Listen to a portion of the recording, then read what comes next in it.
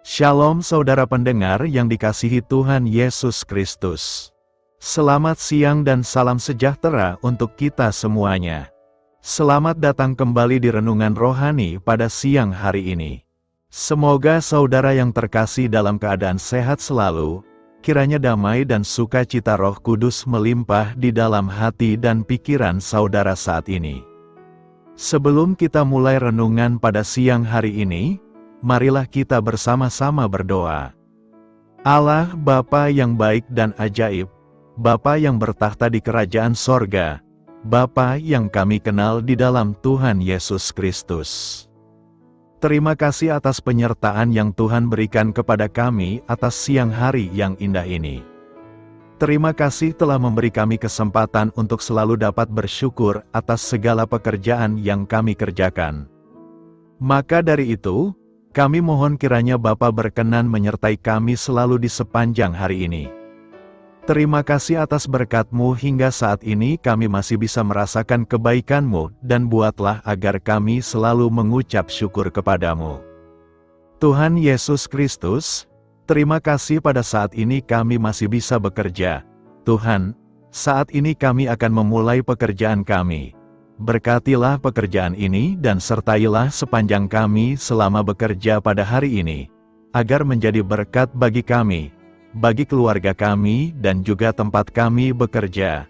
Berkati seluruhnya di siang hari ini, agar berjalan dengan baik, dan menjadi berkat untuk kami jalani bersama dengan anak Tuhan yang lainnya. Dalam nama Tuhan Yesus, kami berdoa. Amin. Sahabat pendengar renungan saudara rohani, bacaan renungan dan ayat emas Alkitab renungan kita siang hari ini akan kita mulai dari pembacaan nats sebagai berikut. Demikian jugalah kamu, di sebelah luar kamu tampaknya benar di mata orang, tetapi di sebelah dalam kamu penuh kemunafikan dan kedurjanaan. Tertulis di dalam kitab Matius 23 ayat 28, topik renungan kita hari ini adalah jangan berperilaku munafik. Bacaan kita pada siang ini terambil dari kitab Matius 23 ayat 27 sampai dengan ayat 32. Celakalah kamu, hai ahli-ahli Taurat dan orang-orang Farisi, hai kamu orang-orang munafik, sebab kamu sama seperti kuburan yang dilabur putih, yang sebelah luarnya memang bersih tampaknya, tetapi yang sebelah dalamnya penuh tulang belulang dan pelbagai jenis kotoran. Demikian jugalah kamu, di sebelah luar kamu tampaknya benar di mata orang, tetapi di sebelah dalam kamu penuh kemunafikan dan kedurjanaan. Celakalah kamu, hai ahli-ahli Taurat dan orang-orang Farisi, hai kamu orang-orang munafik, sebab kamu membangun makam nabi-nabi dan memperindah tugu orang-orang saleh dan berkata, jika kami hidup di zaman nenek moyang kita, tentulah kami tidak ikut dengan mereka dalam pembunuhan nabi-nabi itu. Tetapi dengan demikian kamu bersaksi terhadap diri kamu sendiri, bahwa kamu adalah keturunan pembunuh nabi-nabi itu. Jadi, penuhilah juga takaran nenek moyangmu. Ayat renungan kita ini terambil dari kitab Matius 23 ayat 27 sampai dengan ayat 32. Kata mutiara renungan kita hari ini adalah memuji kepalsuan, memupuk ketidakbenaran dan kemunafikan. Mari kita mulai renungan siang kita. Baiklah, mari kita mulai segmen kisah inspiratif. Dalam apologi, Kriton dan Paedo filsuf Yunani terenal Sokrates yang dikenal karena metode dialektisnya telah berupaya mencari kebenaran melalui pertanyaan kritis.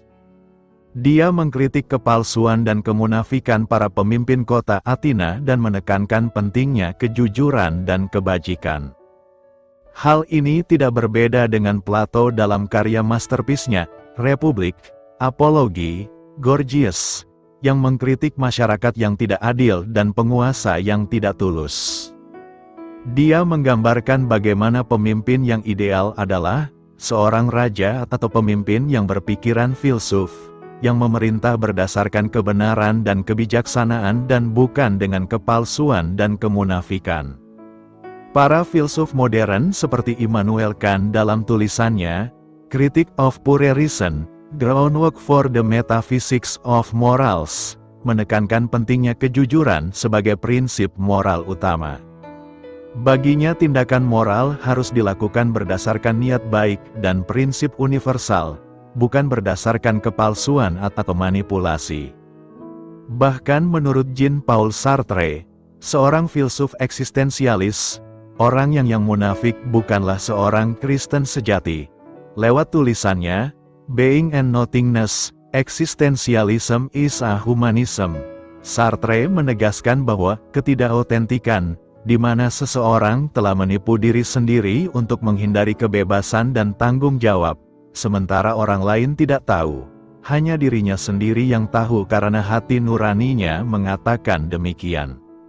Karena itu Sartre menganjurkan bahwa pentingnya hidup dengan autentik dan menghadapi kebenaran tentang diri sendiri dan dunia. Semua apa yang dikatakan para filsuf ini sebetulnya itu juga yang telah ribuan tahun disuarakan oleh Alkitab, di mana dalam bacaan Injil Matius 23 ayat 27-28 yang berisikan ketidaksetujuan Yesus pada kemunafikan dan ketidakjujuran. Dalam bacaan ini Yesus tidak memuji, malah boleh dikatakan dia berteriak dengan suara lantang atau pakai bahasa kupang Yesus, maki, atau mengeritik dengan suara tajam dan cenderung kasar kepada semua mereka, terutama para ahli Taurat dan orang Farisi yang mempraktekkan kepalsuan dan kemunafikan dalam hidup mereka. Pernahkah Anda dalam sebuah situasi di mana Anda memuji seseorang atau sesuatu yang sebenarnya Anda tahu itu tidak benar? Atau mungkin Anda pernah menerima pujian yang Anda tahu bahwa itu tidak jujur dan Anda diam saja karena Anda senang menikmatinya? Dalam kehidupan sehari-hari, di tempat kerja kita di kantor, di gereja di kampus atau di mana saja, kita seringkali tergoda untuk memberikan pujian palsu atau menerima pujian yang tidak tulus demi menjaga hubungan atau demi keuntungan pribadi, demi membela lembaga atau organisasi di mana kita bekerja. Namun, apakah kita menyadari bahwa dengan melakukan hal tersebut, kita sebenarnya sedang memupuk ketidakbenaran dan menumbuhkan kemunafikan dalam diri kita dan orang lain? Apakah kita menyadari bahwa kita sedang memupuk ketidakbenaran dan kemunafikan padahal kita tahu itu salah? Tuhan Yesus secara terang-terangan mengecam kemunafikan dalam Matius 23 ayat 27-28. Ia menyamakan orang-orang Farisi yang munafik dengan kuburan yang dilabur putih, tampak indah di luar, karena dilapisi oker yang berwarna-warni atau tehel atau granit yang mahal, tetapi di dalam penuh kebusukan. Pujian palsu adalah bentuk kemunafikan, yang hanya menampilkan kebaikan di permukaan tetapi menyembunyikan keburukan di dalam hati.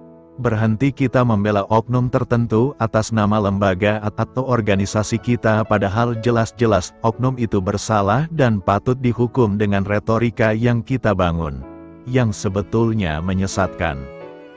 Berhentilah membela kawan kita yang bertindak merugikan nasib orang banyak dan kita hanya diam sambil puji-puji dia karena ia punya kuasa dan power baik bagi orang lain dan atas diri kita. Yesus mengecam bahaya kemunafikan dari orang-orang Farisi yang tampak benar di luar tetapi penuh kebusukan di dalam.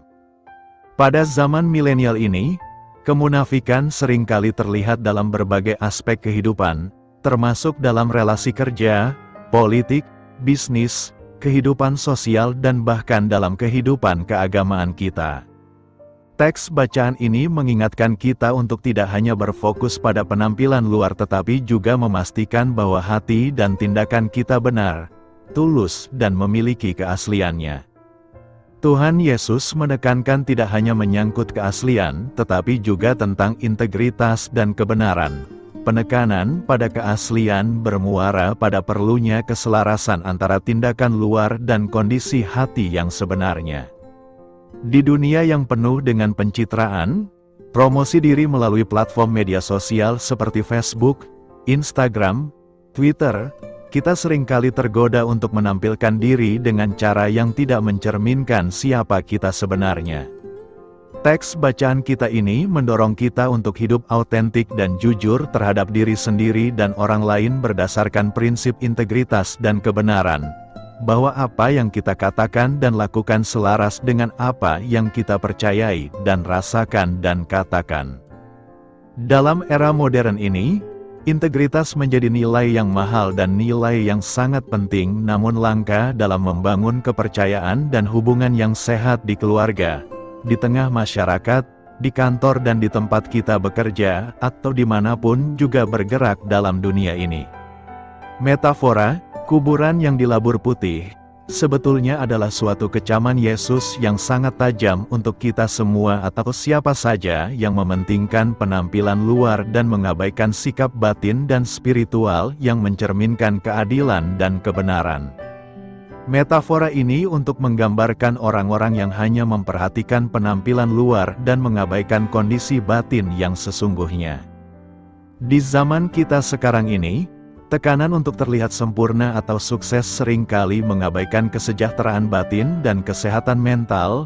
Banyak orang lebih menekankan relasi baik dengan orang lain walaupun sebetulnya itu semu dan palsu. Saya ingat waktu kuliah dulu, ada seorang dosen yang menugaskan maka mahasiswa untuk membuat kritik sesuai dengan arahan beliau. Sebagai seorang yang dididik sejak kecil untuk berpikir kritis dan fair, saya berpikir bahwa okelah mungkin ada kelemahan di sana-sini, tetapi juga ada hal-hal baik yang bisa dipertahankan berdasarkan kajian dari beberapa buku yang saya baca waktu itu. Namun ternyata pikiran berbeda yang dengan sang dosen waktu itu dianggap sebagai pembangkangan dan perlawanan oleh sang dosen. Sehingga beliau katana, pekerjaan paper Anda baik tetapi cukup dapat C. Mulai dari itu semua mata kuliah yang saya programkan bersama beliau hanya dapat C. Kendati pun saya belajar keras dan yakin mungkin bisa lulus di atas nilai C. Namun karena dosen yang bersangkutan sudah membenci saya karena dianggap tidak mau mengikuti keinginannya sehingga ia marah pada saya, maka nilai saya hanya C saja. Anda bayangkan ada begitu banyak mata kuliah yang dosen itu asuh dan saya harus menanggung penderitaan begitu lama bertahun-tahun bersamanya. Beruntung masih banyak nilai lain dari para dosen yang lain, yang dari mereka saya memperoleh nilai yang pantas untuk saya dapatkan. Apakah saya kecewa? Saya tidak kecewa, karena itu harga yang harus dibayar untuk mereka yang tidak mau bersikap munafik secara intelektual di hadapan seorang dosen. Sebagai seorang mahasiswa memang kita harus menerima hak veto dosen yang punya kuasa atau power untuk menilai dan memberi nilai kepada kita sebagai mahasiswa. Tetapi sebagai orang percaya kita juga harus yakin akan penghakiman dari Tuhan yang akan datang bagi siapa saja. Kita harus tetap yakin bahwa keadilan dan kejujuran yang Tuhan Yesus tuntut dari kita tidak akan sia-sia. Yesus mengkritik para pemimpin agama dan atau pemimpin apapun yang tidak adil dan tidak jujur. Di era milenial ini, pesan ini relevan untuk semua orang, terutama mereka yang berada dalam posisi kepemimpinan, posisi memiliki power dan kuasa atas orang lain. Kejujuran dan keadilan harus menjadi dasar dalam segala tindakan dan keputusan kita karena pada saatnya kita akan berhadapan langsung dengan hakim yang jujur dan adil pada hari penghakiman. Pada masanya Kristus Sang Hakim yang adil akan datang menghakimi kita semua. Saatnya kita menghentikan kepalsuan yang membawa pada kehancuran dan mempunyai keberanian untuk melawan segala bentuk penipuan, kebohongan, dan ketidakjujuran dalam kehidupan pribadi, masyarakat, gereja, berbangsa dan bernegara. Saatnya bagi kita untuk mengambil waktu untuk merenung, refleksi diri atau berkontemplasi dan memastikan bahwa kita menjaga hati dan pikiran kita tetap murni dan benar di hadapan Tuhan yang akan datang sesuai janjinya yang kita tidak tahu pasti kapan Ia datang. Bahkan Yesus sendiri pun tidak tahu, langit dan bumi akan berlalu, tetapi perkataanku tidak akan berlalu. Tetapi tentang hari atau saat itu tidak seorang pun yang tahu, malaikat-malaikat di sorga tidak, dan anak pun tidak, hanya Bapa saja. Kita hanya diminta untuk berjaga dan waspada saja, Karena itu, berjaga-jagalah, sebab kamu tidak tahu akan hari maupun akan saatnya. Dalam kitab Perjanjian Lama, para penulis Alkitab mengatakan bahwa orang yang berlaku munafik adalah orang yang menggali lubang, dan sewaktu-waktu ia akan terperosok ke dalamnya. Dalam Amsal 26 ayat 27-28, kita diingatkan bahwa, siapa menggali lubang akan jatuh ke dalamnya, dan siapa menggelindingkan batu, batu itu akan kembali menimpa dia. Lidah dusta membenci korbannya, dan mulut licin mendatangkan kehancuran. Pujian yang tidak tulus terhadap orang lain adalah bentuk dari lidah yang dusta. Ketika kita memuji sesuatu yang kita tahu itu tidak benar, kita tidak hanya sedang berbohong, tetapi juga membenci kebenaran dan keadilan. Pujian palsu bisa mengarah pada kehancuran, baik bagi diri kita sendiri maupun bagi orang lain. Mengapa kita sering kali terjebak dalam memuji kepalsuan? Salah satu alasannya adalah untuk menyenangkan orang lain atau untuk menghindari konflik dan pertengkaran, dan lebih menekankan relasi dan rasa aman walaupun itu semu. Namun, kita harus ingat bahwa kebenaran lebih penting daripada penerimaan dan rasa suka yang sesaat dari orang lain.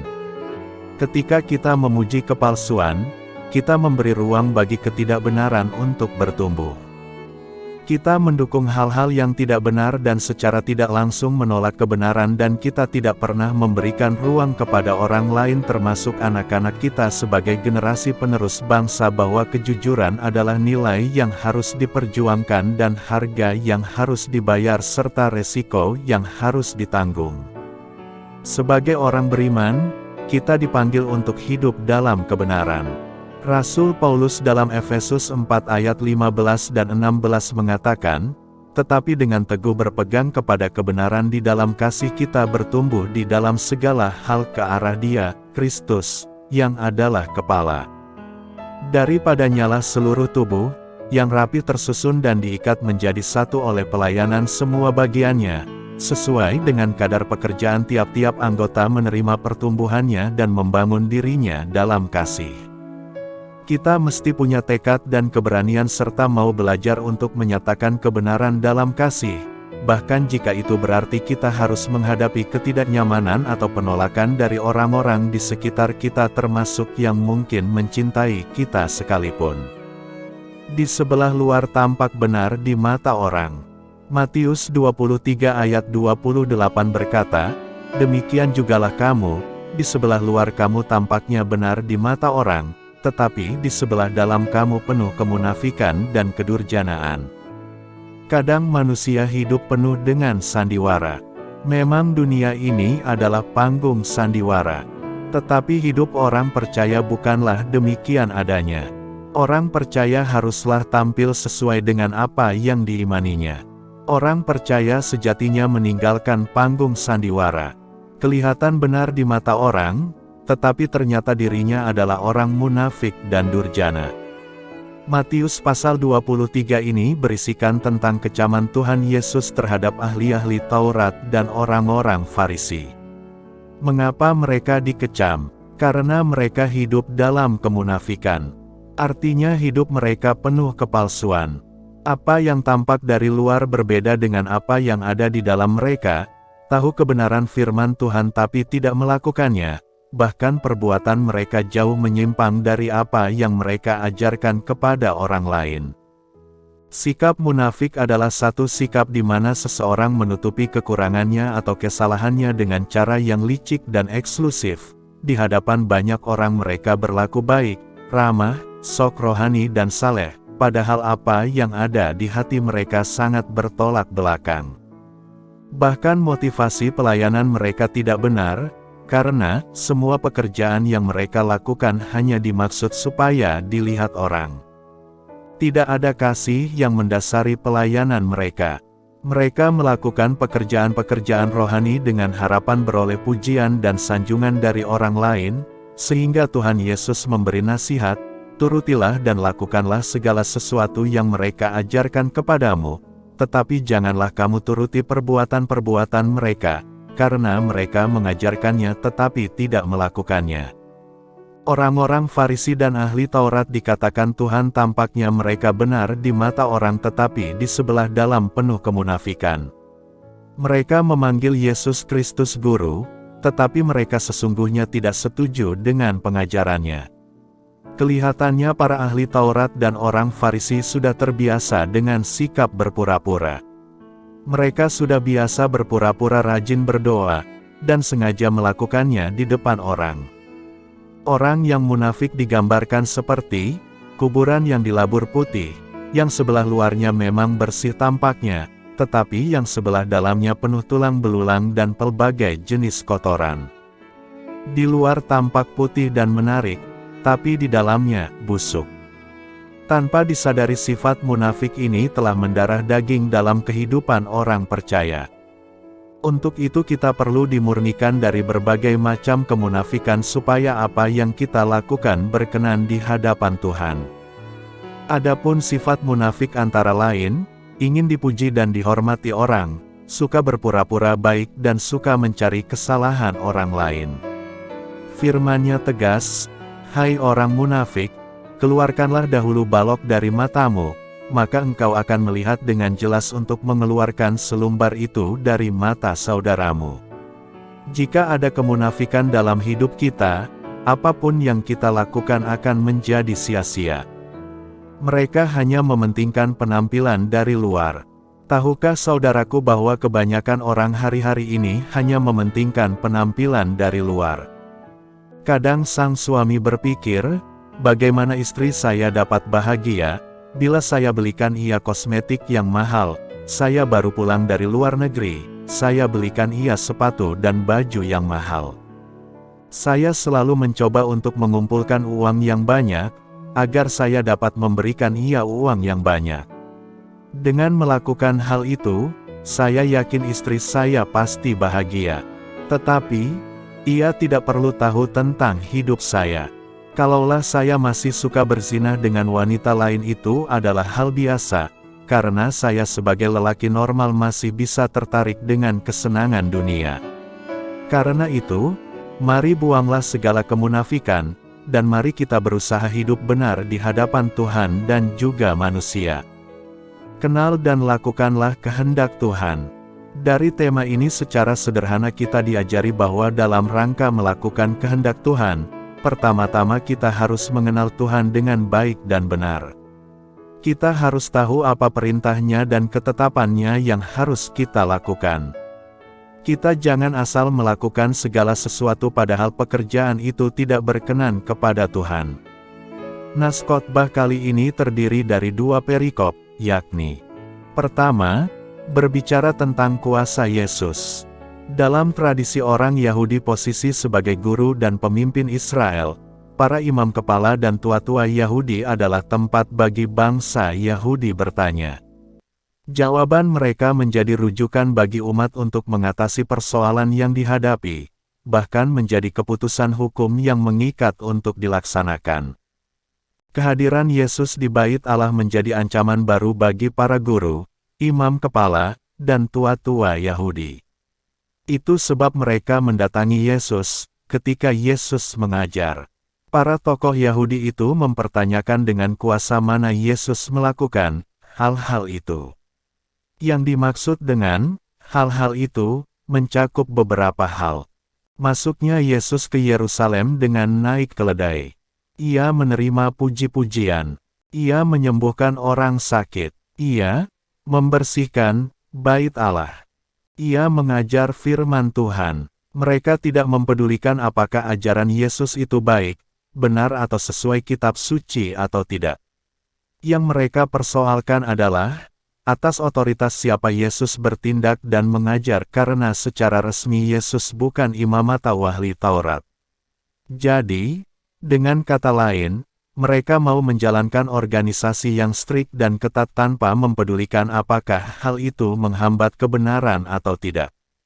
Dari teks ini kita dapat pelajari bahwa, pertama, banyak gereja menggunakan sistem organisasi yang terlalu ketat, dan dengan itu mereka bertindak seperti para imam dan tua-tua Yahudi itu, misalnya.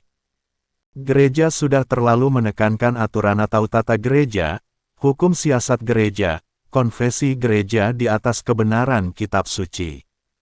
Gereja terlalu sibuk mengurusi masa lalu daripada memikirkan masa depan. Kedua, kalau ada orang menegur kita, yang seharusnya kita persoalkan, bukanlah apakah orang itu punya hak menegur kita atau tidak, tetapi apakah tegurannya benar atau tidak. Ketiga, pertanyaan para imam dan tua-tua ini merupakan pertanyaan botol, bodoh dan tolol. Orang yang hanya berusaha untuk mencari-cari kesalahan orang lain, memang sering bertindak botol. Mujizat-mujizat yang Yesus lakukan sebetulnya jelas membuktikan keilahian Yesus, dan itulah otoritasnya. Keempat, pertanyaan yang mereka ajukan itu sebetulnya merupakan pertanyaan yang penting, asal diajukan dengan motivasi yang baik. Pertanyaan itu perlu ditanyakan kepada pendeta atau penginjil yang tidak mau belajar firman Tuhan secara serius. Guru sekolah minggu yang tidak punya karunia untuk mengajar, atau yang ajarannya tidak dipersiapkan. Pengkhotbah atau majelis yang hidup tidak baik. Pendeta, penginjil atau majelis yang bersikap sebagai diktator. Pertanyaan tentang otoritas Yesus dijawabnya dengan mebalas memberikan pertanyaan tentang baptisan Yohanes apakah berasal dari surga atau manusia. Jadi, kalau mereka mengakui bahwa Yohanes Pembaptis dari Allah, maka mereka harus mengakui bahwa Yesus adalah anak Allah, sehingga tentu mempunyai otoritas untuk melakukan apa yang ia lakukan. Akhirnya para imam kepala dan tua-tua Yahudi tidak tahu asal otoritas pembaptisan Yohanes dan Yesus pun tidak mau mengatakan sumber kuasa yang digunakannya dalam melakukan segala pekerjaannya. Dalam kehidupan sehari-hari kita juga menemukan hal-hal seperti ini. Misalnya, ada kebobrokan atau kesalahan dalam gereja, tetapi kita diam saja, supaya diri kita aman dan tak geger dengan orang yang salah itu. Dalam rapat kita tak mau membantah atau berdebat, sekalipun ada usul atau keputusan yang salah. Dalam pengadilan terdakwa atau saksi disumpah untuk mengucapkan kebenaran. Orang Kristen harus belajar untuk berbicara seperti itu, dalam kehidupan sehari-hari. Kedua, berbicara tentang perumpamaan dua orang anak. Dari perumpamaan ini, kita akan belajar tentang dua kesadaran rohani yang harus dimiliki saat berhadapan dengan kebesaran anugerah Allah. Pertama, kesadaran bahwa kita dahulu adalah orang-orang yang pernah melawan Tuhan, tetapi kemudian sadar dan menyesali dosa-dosa kita. Sikap pemimpin Yahudi seperti anak sulung yang ketika diperintahkan oleh sang bapak bersikap seolah-olah menaati kehendak bapaknya, tetapi tidak melakukan. Meskipun anak sulung terlihat sopan dan hormat di luar, di dalam hatinya dia tidak hormat. Di sisi lain, Yesus menggambarkan sikap orang-orang berdosa sebagai anak bungsu. Ia terlihat kasar, tetapi dia jujur walaupun salah dan akhirnya menyesal atau bertobat. Yesus memperingatkan kita jangan sampai di luar kita terlihat taat melakukan apa yang Tuhan perintahkan, tetapi hati kita jauh dari Tuhan. Kedua, kesadaran akan betapa berdosanya kita dan betapa tidak terpahaminya kasih Allah kepada kita manusia yang berdosa. Yesus menegur kejahatan yang dilakukan umat Israel dan para pemimpin agama dengan mengambil gambaran tentang penggarap kebun anggur. Para penggarap kebun itu menyiksa dan membunuh hamba-hamba dari pemilik kebun, gambaran dari orang-orang Yahudi yang membunuh nabi-nabi. Mereka juga membunuh anak pemilik kebun, gambaran dari orang-orang Yahudi yang membunuh Yesus. Yesus sebenarnya sedang mengungkapkan kenyataan yang sepertinya tidak masuk akal, tetapi benar. Yesus sendiri adalah anak Allah yang dikirim ke dalam dunia yang jahat, tetapi ia mati disalib oleh karena kejahatan mereka. Perilaku kedua anak tersebut tidak dapat dibenarkan sebagai seorang anak yang semestinya turut perintah bapaknya. Tetapi dapat dilihat bahwa ternyata anak yang kedua dilayakkan hanya karena penyesalan atas sikapnya yang salah kepada bapaknya. Demikian halnya kita di hadapan Allah, sesungguhnya seorang pun kita tidak ada yang benar di hadapan Allah. Hanya karena kasih-Nya yang menyerukan pertobatan kita dilayakkan menjadi anak-anak Allah yang setia dan taat. Sehingga jika diperhadapkan dengan sikap para pejabat imam kepala dan tua-tua Yahudi tadi, pantaslah jika Yesus mengatakan kepada mereka, "Meskipun kamu melihatnya, tetapi kemudian kamu tidak menyesal." Yang menganggap diri mereka orang benar tanpa perlu pertobatan dan mereka nyaman atas praktek-praktek keagamaan yang telah mereka jalani selama ini. Disinilah kita diingatkan dan disadarkan, apakah kita mau mengakui dan menghargai kuasa Allah dalam diri kita? Maukah kita agar kuasa Allah bekerja, sehingga menghasilkan buah yang baik dalam hidup kita? Hidup dalam pertobatan adalah selalu merendahkan diri dengan tidak bertindak melalui keinginan perasaan dan pikiran kita, tetapi akan bertindak dan berbuat sesuai dengan kuasa firman Allah yang menyelamatkan. Masakan kita sudah mendengar dan tahu perintah Tuhan tetapi kita tidak taat untuk melakukannya? Seharusnya kita adalah orang yang tunduk pada otoritas Tuhan dan melakukan kehendak-Nya.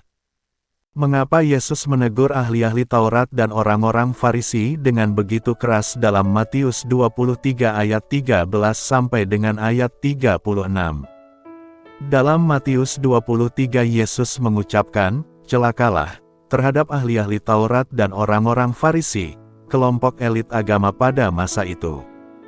Kata celaka adalah seruan kesedihan, kecaman, atau kesusahan. Ini bukan pertama kalinya Yesus melontarkan kata-kata kasar kepada para pemimpin agama pada zamannya. Mengapa Yesus menegur mereka dengan keras di sini? Melihat setiap kesengsaraan memberikan beberapa wawasan. Sebelum menyatakan kesengsaraannya, Yesus mengatakan kepada para pendengarnya untuk menghormati ahli-ahli Taurat dan orang-orang Farisi karena kedudukan mereka yang berwenang tetapi tidak meniru mereka, karena mereka tidak melakukan apa yang mereka khotbahkan. Mereka mengikat beban yang berat dan tidak praktis dan menaruhnya di bahu orang lain, namun mereka sendiri tidak bersedia mengangkat satu jari pun untuk memindahkannya. Segala sesuatu yang mereka lakukan dilakukan untuk dilihat orang. Para ahli Taurat dan orang Farisi seharusnya mengenal Tuhan dan membantu orang lain mengenal Dia dan mengikuti jalannya. Sebaliknya, para pemimpin agama menambahkan hukum Tuhan, sehingga menjadikannya beban yang rumit dan berat. Dan mereka tidak mengikuti Tuhan dengan hati yang murni. Agama mereka bukanlah ibadah yang sejati kepada Tuhan, sebaliknya, hal itu berakar pada hati yang sombong. Khotbah Yesus di bukit menekankan maksud sebenarnya dari hukum dibandingkan hukum yang tertulis. Ahli-ahli Taurat dan orang-orang Farisi menekankan surat itu, sama sekali kehilangan semangatnya. Celaka yang pertama adalah, "Celakalah kamu, hai ahli Taurat dan orang-orang Farisi, hai kamu orang-orang munafik. Anda menutup pintu kerajaan surga di hadapan orang-orang. Kamu sendiri tidak boleh masuk dan orang-orang yang mencoba masuk tidak akan kamu biarkan masuk." Yesus peduli pada manusia. Dia ingin agar mereka mengenal Dia dan masuk ke dalam kerajaan-Nya. Setelah menegur ahli-ahli Taurat dan orang-orang Farisi, Yesus meratapi Yerusalem yang memberontak. Jelas sekali, hatinya adalah agar manusia menemukan kehidupan di dalam Dia. Maka masuk akal jika Dia akan melontarkan kata-kata kasar kepada mereka yang menghalangi orang untuk mendapatkan keselamatan. Para ahli Taurat dan orang-orang Farisi tidak benar-benar mencari Tuhan, meskipun mereka bertindak seolah-olah mereka mencari Tuhan. Agama mereka kosong dan menghalangi orang lain untuk mengikuti Mesias. Dalam celaka yang kedua, Yesus mengecam ahli-ahli Taurat dan orang-orang Farisi karena melakukan upaya keras untuk memenangkan orang-orang yang bertobat dan kemudian memimpin orang-orang yang bertobat itu menjadi 2 kali lebih banyak anak-anak neraka dibandingkan dengan para ahli Taurat dan orang-orang Farisi. Dengan kata lain, mereka lebih berniat menyebarkan agamanya dibandingkan mempertahankan kebenaran. Celaka ketiga yang diucapkan Yesus terhadap ahli-ahli Taurat dan orang-orang Farisi menyebut para pemimpin agama sebagai pemimpin buta, dan orang bodoh yang buta. Secara khusus, Yesus menunjukkan, mereka memilih-milih sumpah mana yang mengikat dan mana yang tidak, mengabaikan sifat sakral dari semua sumpah dan pentingnya bait suci dan kekudusan Tuhan. Celaka yang keempat menegur ahli-ahli Taurat dan orang-orang Farisi atas praktik mereka yang rajin membayar persepuluhan namun mengabaikan kepedulian terhadap sesama. Sementara mereka menghitung daun mint untuk memastikan bahwa mereka menyumbangkan 1/10-nya ke bait suci, mereka mengabaikan hal-hal yang lebih penting dalam hukum Taurat, keadilan, belas kasihan, dan kesetiaan. Sekali lagi, mereka fokus pada isi hukum dan menaatinya dengan bangga, namun mereka melewatkan hal-hal yang lebih penting dari Tuhan. Agama mereka bersifat eksternal, hati mereka tidak diubah. Yesus menguraikan kemunafikan mereka dalam celaka kelima. Ia mengatakan kepada para pemimpin agama bahwa mereka tampak bersih di luar, namun mereka mengabaikan bagian dalam. Mereka melakukan tindakan keagamaan tetapi tidak memiliki hati yang meninggikan Tuhan. Yesus berkata, tidak ada gunanya membersihkan bagian luar ketika bagian dalam penuh dengan keserakahan dan pemanjaan diri. Orang-orang Farisi dan ahli Taurat buta dan tidak menyadari bahwa ketika bagian dalam diubah, maka bagian luar juga akan diubah. Dalam celaka ke-6, Yesus menyatakan bahwa ahli-ahli Taurat dan orang-orang Farisi, seperti kuburan yang dilabur putih, yang luarnya tampak indah, tetapi bagian dalamnya penuh dengan tulang-tulang orang mati dan segala sesuatu yang najis. Kematian di dalam kuburan diumpamakan dengan kemunafikan dan kejahatan di dalam diri para pemimpin agama. Sekali lagi, mereka tampak menaati Allah, namun hati mereka jauh darinya. Yesus mengakhiri 7 tegurannya dengan mengatakan kepada para pemimpin agama bahwa mereka sama seperti nenek moyang mereka, yang menganiaya nabi-nabi zaman dahulu. Dalam membangun monumen bagi para nabi, mereka bersaksi melawan diri mereka sendiri, secara terbuka mengakui bahwa nenek moyang merekalah yang membunuh para nabi. Meskipun mereka dengan sombong menyatakan bahwa mereka tidak akan melakukan hal tersebut, merekalah yang akan segera merencanakan pembunuhan terhadap anak Allah sendiri. Kata-kata Yesus kasar karena ada banyak hal yang dipertaruhkan. Mereka yang mengikuti orang-orang Farisi dan ahli-ahli Taurat dilarang mengikuti Tuhan. Banyak pengajaran pada zaman Yesus yang bertentangan langsung dengan firman Allah.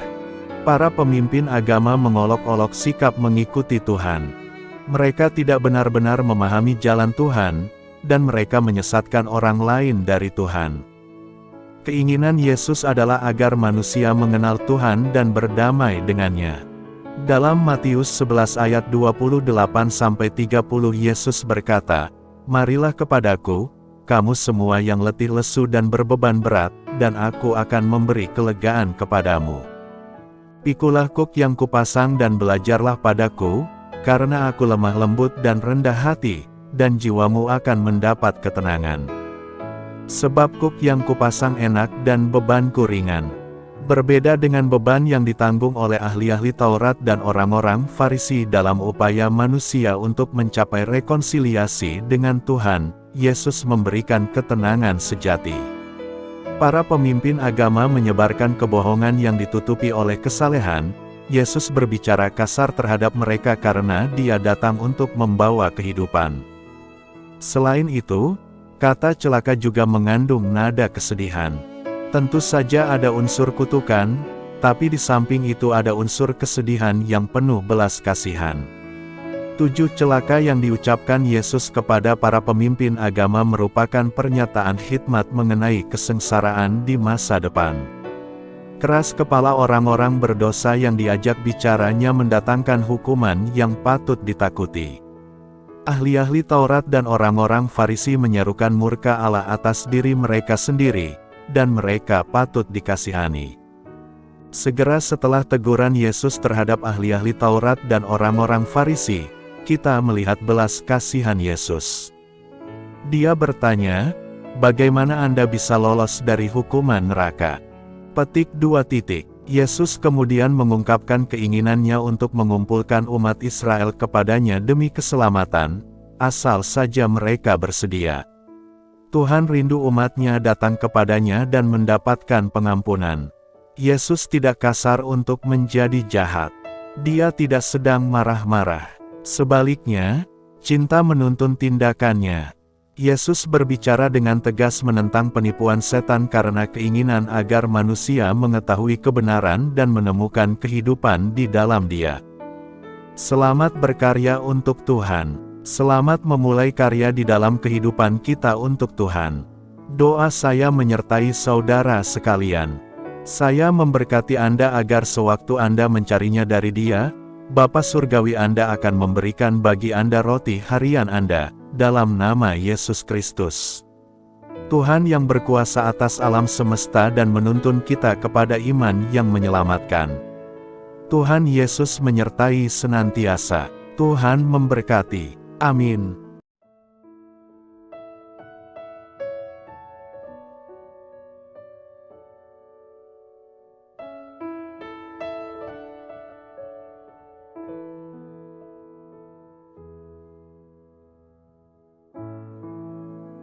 Demikianlah renungan firman Tuhan pada siang hari ini. Semoga menjadi kekuatan di dalam hidup kita dan menjadikan kita pribadi yang lebih sukses. Sebelum kita memulai aktivitas hari ini, marilah kita berdoa. Bapa kami yang ada di sorga, terima kasih atas kasih dan kebaikan Tuhan yang begitu besar buat kami. Tuntunlah perbuatanku agar di sepanjang hari ini saya bisa bekerja sebaik-baiknya, tidak pernah jemu menolong sesama, selalu ramah dan tahu terima kasih, menghayati iman dan mengamalkannya dengan sekuat tenagaku. Semua ini saya sampaikan kepadamu, dengan pengantaraan Kristus, Tuhan kami. Allah, Bapa kami bersyukur kepadamu, bahwa dengan bekerja kami boleh ambil bagian di dalam karya-Mu mensejahterakan dan membahagiakan umat manusia. Kami mohon bimbingan-Mu dalam melaksanakan pekerjaan kami hari ini. Bimbinglah kami agar sanggup bekerja dengan semangat kasih, dengan riang, rajin dan jujur. Terima kasih, Tuhan. Amin.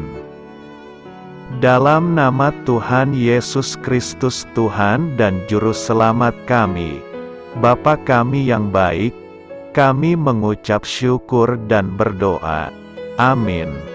Biarlah firman Tuhan menjadi pengingat untuk kita semua, bahwa tuntunan dari Roh Kudus akan selalu memberi jalan keluar bagi setiap permasalahan hidup kita, dan memberi kedamaian di hati kita. Amin. Sampai jumpa di renungan siang saudara rohani berikutnya. Shalom.